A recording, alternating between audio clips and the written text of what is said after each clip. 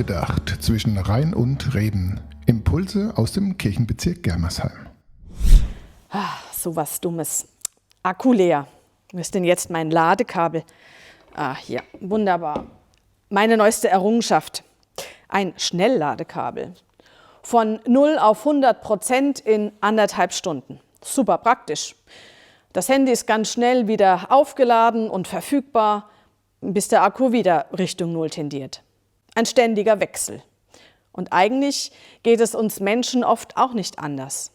Unsere inneren Energiepegel sind auch nicht immer gleich.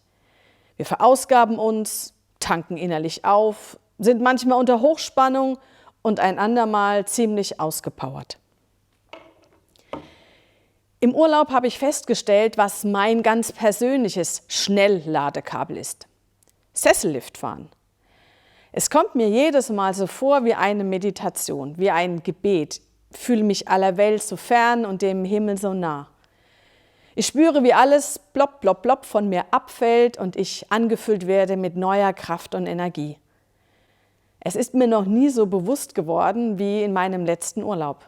Und daran denke ich auch zurück, vor allem dann, wenn sich mein Alltag mal wieder überschlägt und ich vor lauter sogenannten Hiobsbotschaften nicht mehr weiß, was oben und unten ist.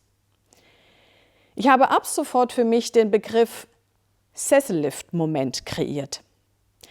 Ich setze mich hinein, lasse alles Schwere am Boden zurück, schwebe sozusagen über den Dingen. Und oben angekommen fühle ich mich gestärkt.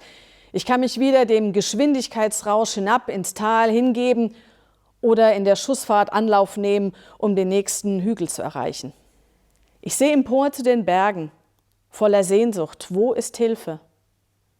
Mein Beistand kommt von dem einen, alle Welt liegt in seiner Hand. Eine Liedzeile aus dem neuen Gesangbuch nach dem Text von Psalm 121. Wenn ich mir Zeit für Gott nehme, sozusagen mit ihm in meinen imaginären Sessellift steige, kann ich alles Schwere zurücklassen, sehe mein Leben aus einer anderen Perspektive, sehe nicht nur das, was mich runterzieht, sondern auch all die schönen, positiven Momente, die mir Gott schenkt. Ich sehe wieder klarer, wo ich eigentlich stehe, wo ich hin will.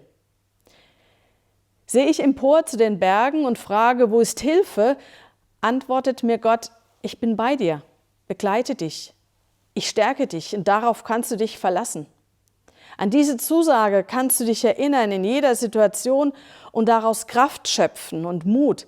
Sei der Gegenwind auch noch so stark, dein Weg noch so steil oder holprig. Gott öffnet uns den Blick für das Gute und Schöne auf dem Weg und in unserem Leben. Vielleicht eine tolle Aussicht, die wir nur vertieft in unsere eigenen Sorgen vielleicht übersehen hätten. Und dann leuchtet mein Akku wieder auf. 100%, super, weiter geht's. Und so wünsche ich Ihnen eine Passionszeit mit genügend Zeit und Ruhe zum inneren Aufladen. Gerade angesichts dessen, dass der Sonntag da eine ganz gute Ladestation ist.